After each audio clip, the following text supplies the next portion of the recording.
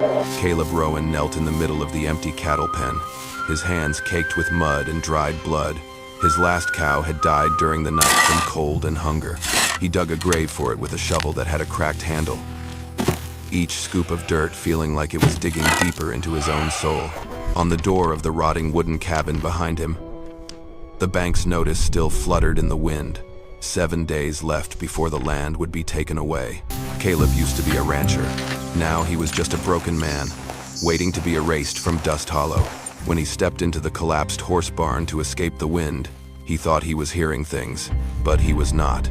Someone was standing there, an Apache woman nearly a head taller than he was, with broad shoulders and arms as solid as carved stone. Her buckskin shirt was torn and flapping in the wind, thick black hair whipping around her face. Her eyes were dark and deep, without fear, without pleading. She stepped forward, very close. Before Caleb could speak, her voice rolled out deep and thunderous, like storm clouds sweeping across the plains. "I want you right now. Do not move. I need a husband." The wind howled outside the horse barn. Caleb stood frozen, unsure if he had just heard a threat, or the moment that would change the course of his entire life. Caleb instinctively stepped back, his back pressing against the rotting wooden wall. He was a tall man by Dust Hollow standards, but standing in front of Asha Redfeather, he felt like he was facing a breathing boulder.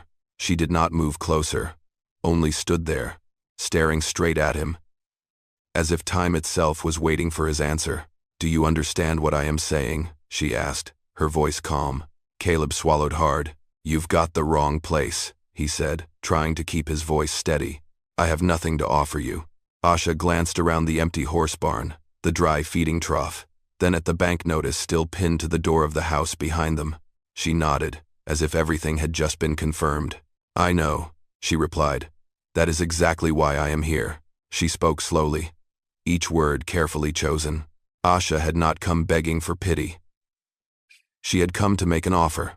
She needed a legal husband under white man's law, a last name for the child she intended to bring into the world, a house in a man's name, so those hunting her would have no reason to show up.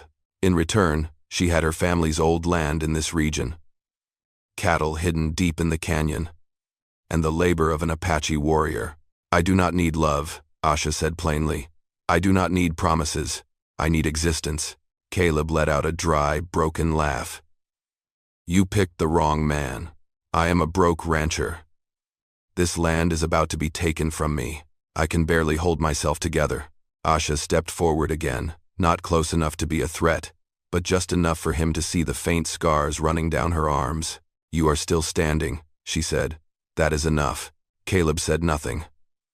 Outside, the wind kept howling, his mind filled with memories of all the years spent running from one debt to another, from one winter to the next.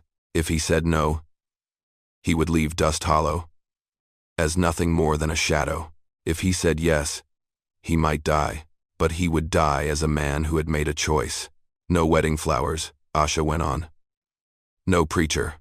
Just work, a roof, and a child who will never bow their head." The sun was leaning westward. Caleb looked at his calloused hands. Then, at the towering Apache woman standing before him, he realized something simple and brutal. This was not an invitation. It was the only road left open. "All right," he said quietly. "If it means surviving, I will sign." Asha nodded. She did not smile. Outside the horse barn, the last light of sunset faded, and with it, the old life of Caleb Rowan came to a close. Their wedding took place 3 days later, when the wind in Dust Hollow finally calmed enough for a person to hear their own heartbeat. There was no preacher, no townsfolk, no witnesses except the barren plains and the gray, endless sky. Caleb used a rusted horseshoe he found behind the cattle pen and bent it into a ring. Asha slipped it onto her finger without hesitation. There were no vows, no kiss, just a slow nod, like two people had just signed a contract of survival. From that day forward, they lived under the same roof, but like two parallel lines. No questions about the past, no touch. Each carried their own solitude and laid it down between the cold wooden walls of the cabin. Asha rose before dawn, She hauled wood, rebuilt the broken fences, patched the leaky roof. Her broad shoulders bore the work that used to take Caleb an entire day. People from town started stopping at a distance, whispering behind their hands, "Apache monster. That man lets a woman do his work." Caleb heard it all. He did not argue. He just worked harder. He learned to be silent, learned how to let a large woman walk past him without feeling threatened. For the first time in his life, he saw strength that did not need to be loud. Asha did everything neatly, precisely, without bragging. She needed no praise. At night, they shared a table. Few words, just the clink of spoon against bowl and the wind battering the wooden walls. There were moments when Caleb looked up and found her eyes fixed on the oil lamp, as if she were staring into someplace far away. One night, he asked softly, "Do you regret it?" Asha did not look at him. "What about you?" she replied. Caleb thought for a long while. "No," he said. And for the first time, it was not a lie. Rumors spread faster than the wind. Some said Caleb had sold himself to the Apache. Others claimed Aisha was just waiting for the right moment to kill him. But Dust Hollow remained, and slowly, piece by piece, the ranch began to come back to life. In those long days of wordless labor, something began to take shape. Not love, but trust. The one thing strong enough to keep two broken people standing side by side, in a land that only knew how to crush the weak. The snowstorm hit Dust Hollow without warning, as if this land had never learned how to be merciful. The wind howled through the afternoon, carrying shards of ice sharp as blades, lashing against the walls until every wooden plank groaned with strain. Asha was still outside when night began to fall. She had climbed onto the roof, trying to hold down the boards before the wind could rip them away. Caleb stood below, heart pounding every time her large frame wavered in the gusts. He was used to seeing her handle heavy work. But a blizzard did not care about strength. A sharp, dry crack rang out. Asha slipped. Caleb rushed out the door without even grabbing a coat. He caught her just before they both collapsed into the snow. Her arm slammed hard against the wooden edge, and blood began to seep through the dark fabric of her shirt. "Inside," he said urgently, his voice stripped of calm. Asha did not argue. Inside the small wooden cabin, the oil lamp flickered weakly. Caleb cleaned her wound with the last of their warm water. For the first time, he touched her skin, not in his imagination. Beneath the solid muscle was real warmth, a real heartbeat. Asha sat still, watching him with an unreadable expression. "You do not have to do this," she said. Caleb did not look up. "You are my wife," he replied. Whatever the reason. Outside, the storm roared on. The space between them shrank, not with words, but through small moments. His hand lingered on her arm longer than necessary. Her breath slowed as he tied the bandage. When the storm reached its peak, the oil lamp went out. In the darkness, they sat close, so close that all they could hear was the wind and the sound of each other breathing. There was no invitation, no question. Asha was the one who reached first. The moment they came together was not gentle. There was no hesitation, no shyness. Only two people who had borne too much loneliness, finding each other in the coldest night of their lives. When it was over, they lay still, listening to the storm claw at the roof like it meant to erase the world. A long while passed before Asha spoke, her voice softer than ever. "I do not want to bring a child into this world only for them to bow. To men, to the tribe, or to anyone." Caleb turned to her in the dark. "They will not bow," he said. "Not while I am still standing." Outside, the storm still raged. But inside that wooden house in Dust Hollow, something had changed. Their marriage was no longer just a survival pact. It had become a bond of blood and bone forged not by vows, but by the choice to stay when everything else said to run. Thank you for being here. If this story brings back memories of dusty evenings and the echo of hoofbeats in your heart, consider subscribing to my channel. So every day, we can sit together again, and I will tell you one more tale of the West. Winter pulled away from Dust Hollow slowly, leaving behind muddy ground and wounds that had not yet healed. Just like inside Caleb and Aisha's wooden cabin, where a new truth was beginning to show itself each morning. Aisha's belly was growing. She did not say anything at first. Caleb was the one who noticed in the way she paused longer after heavy work, in how her hand would instinctively rest on her stomach whenever the wind blew strong. When he asked, Asha simply nodded once, her gaze calm, but deep. From that moment on, Caleb changed. He woke earlier, worked until his hands trembled from exhaustion. He reinforced the fences, dug traps around the ranch, and pulled his old rifle from the bottom of the chest to clean it each night. The man who had once been used to bowing to fate was now learning how to stand tall again. Asha watched it all in silence. She did not stop him. She did not comfort him either. From time to time, she simply said, "You do not need to prove anything to me." But Caleb knew he needed to prove it to himself. News reached Dust Hollow through drifters and sidelong glances. Asha's old tribe had found out. An Apache woman who ran away, married a white man, and was now pregnant. That was not just betrayal. That was a disgrace in the eyes of those who upheld the old laws with blood. "They will come," Asha said one night, when the wind carried the scent of fresh snow from the north.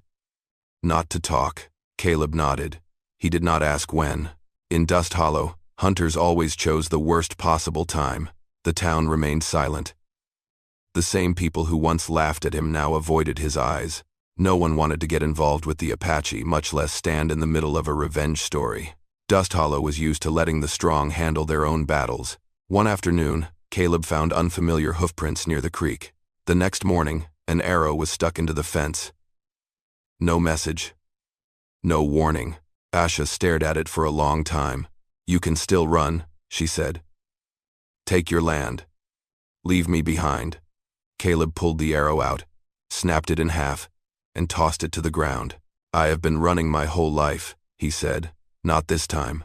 Asha looked at him for a long, long moment, and in her eyes, for the first time, there was more than the will to survive. There was recognition. A storm was coming. Not just from the sky, but from a blood-stained past that was now marching toward Dust Hollow. And Caleb Rowan understood. If he wanted to protect the child not yet born, he would have to stand in the heart of that storm as a husband, as a father, and as a man who no longer bows. The snowstorm returned to Dust Hollow on a moonless night. The wind howled across the plains like the cry of a predator that had caught the scent of blood. Caleb woke before he ever heard the hoofbeats, an old instinct, the kind only a man who had spent his life running could truly know. He rose, pulled on his coat, and grabbed his rifle. Beyond the fence, shapes began to emerge from the thick snow. 5 Apache warriors. They did not shout. They carried no flags. They just stood there silent, like judgments sent from Asha's past. Asha stepped out behind him. She carried no weapon. One hand rested on her belly, now visibly rounded beneath her thick coat. "Do not," she said softly. "They came for me." Caleb did not turn. He stepped forward, placing himself between them and the wooden house. For the first time in his life, he felt he was exactly where he was meant to be. "This is my land," he said, his voice torn by the wind but steady. "If you want her, you will have to come through me first." One of the Apache men stepped forward, his face painted for war, his eyes cold. He spoke in broken English. "You do not know what you are protecting." Caleb gripped the rifle tighter. "I do," he said. "And I am still standing here." The first gunshot rang out. No one sure from where. The snowstorm swallowed sound. Chaos exploded in an instant, gunfire, shouting, and the shrieking wind, merging into a white blur. Caleb fired steadily, never panicked. Every backward step was calculated. Every bullet meant to hold the line between the enemy and the woman behind him. But Asha did not stay back. When one figure breached the fence, she surged forward, her large frame moving like a warrior born for that moment. Her strike dropped him into the snow, red spreading across white. "Get back inside," Caleb shouted, but Asha met his eyes. Blazing. "No one touches my family." The fight raged in the freezing dark until the wind changed. The attackers withdrew not because they had been defeated, but because they understood. They left behind footprints, blood, and a silent promise that this was not over. Caleb stood in the yard, shoulder bleeding, breath heavy. Asha stepped toward him, pressing her forehead to his, a rare gesture, deep and wordless.